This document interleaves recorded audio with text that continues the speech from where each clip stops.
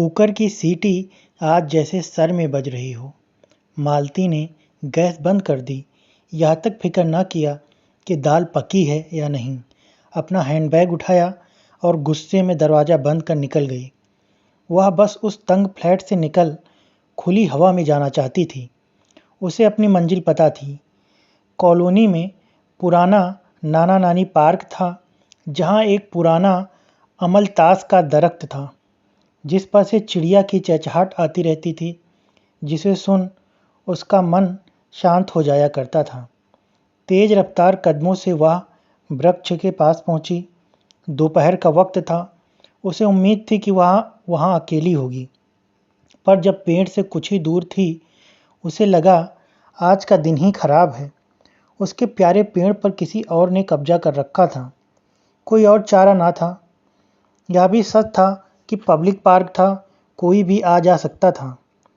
वह उस लड़के के उल्टी दिशा में ऐसे बैठी जिससे दोनों को एक दूसरे के वहाँ होने का पता भी न चल सके। कितनी शांति थी, बस चिड़ियों के चहचहाने की आवाज़, बाकी बिल्कुल सन्नाटा। उसे अपूर्व शांति का अनुभव और उसकी चिंताएं जैसे घुलने लगी। दूसरे दिन भी वह उसी समय पार्क पहुंची। थैंक गॉड, वहाँ कोई नहीं था। उसने अपनी चटाई बिछाई और थर्मस से चाय कप में उलेड़ी और वहाँ के सन्नाटे को चाय के साथ पीती रही। हालांकि उसका यह एकांत अनुभव ज़्यादा देर न चल सका। एक लड़का पीले रंग की हुडी में उस वृक्ष की तरफ आता दिखाई दिया और मालती से उल्टी दिशा में वृक्ष की टेक लेकर बैठ गया। यह दिन भी गुजर गया। यह सिलसिला चलता रहा। वह दोपहर में पार्क जाती, कभी वह पहले पहुंच जाती, कभी वह लड़का, मगर दोनों में कोई बातचीत तो क्या। दोनों एक दूसरे के अस्तित्व को नकार अलग अलग बैठे शून्य में खोए रहते। हालांकि 5वें दिन वह लड़का उल्टी दिशा में मुंह करके बैठने की बजाय मालती से थोड़ी दूर आकर बैठ गया। कहीं से एक चिड़िया आई और फुर्र से मालती के सामने रखे पैकेट में से चिप्स का एक टुकड़ा चोंच में दबाकर फुर्र हो गई।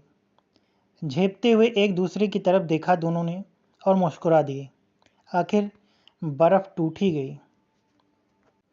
आज पहली बार मालती ने उसका चेहरा इतनी ध्यान से देखा, और देखा तो देखती रह गई। चेहरे पर उसके गंधर्वों जैसा नूर था। भूरी आंखें और जेट ब्लैक बाल थे। अक्सर भूरी आंखों वालों का बाल भी लाइट कलर का होता है, पर यह कॉम्बिनेशन भी एग्जिस्ट करता था, उसे आज पहली बार पता चला। और सच में जैसे कोई ग्रीकों का देवता इतिहास के पन्नों से प्रयागराज के नाना नानी पार्क में मालती के सामने आ गया हो। उसने धीरे से कहा, मेरा नाम भार्गव प्रसाद पांडे है। मालती की हंसी छूट गई। भार्गव भाई साहब जब भी पहली बार किसी को अपना नाम बताते थे तो सामान्यतः ऐसी ही प्रतिक्रिया मिलती थी। सॉरी सॉरी कहते हुए मालती अपनी हंसी रोक रही थी।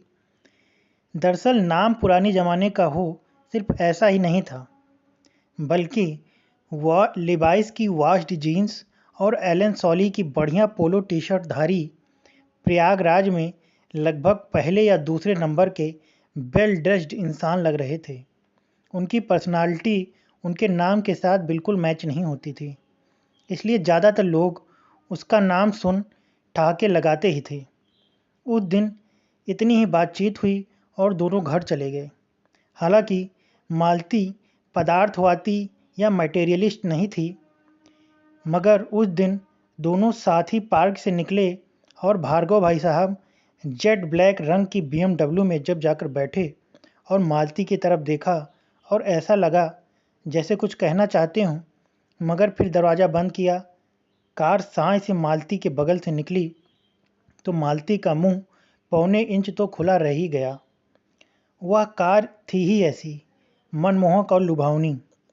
मालती ने आज से पहले इतनी अच्छी कार शायद फिल्मों में ही देखी थी। मालती घर के रास्ते सोचती रही, यह क्या माजरा है। अगर यह रईस ज़्यादा है तो बीच दोपहर नाना नानी पार्क में पेड़ के नीचे ज़मीन पर क्यों बैठा रहता है। फिर वह सोचती वह कौन सी गाड़ी रही होगी। उसे गाड़ियों के विषय में ज़्यादा पता तो नहीं था, मगर BMW की ब्रांडिंग उसे भी पता थी। मॉडल शॉडल तो पता नहीं था। उसने गूगल पर BMW कार्स लिखा ही था कि BMW की उसे शौक लगा। जो सबसे सस्ती गाड़ी दिखा रहा था वही 2 करोड़ की थी, बाकी गाड़ियाँ तो 55-56 करोड़ की थी। फिर उसके दिमाग में ख्याल आया, हो सकता है वह ड्राइवर हो, वह गाड़ी किसी सेठ की हो। घर पहुंची और शाम के खाने की तैयारी में लग गई। बीच बीच में उसे भार्गव और उसकी कार का ख्याल आ जाता था।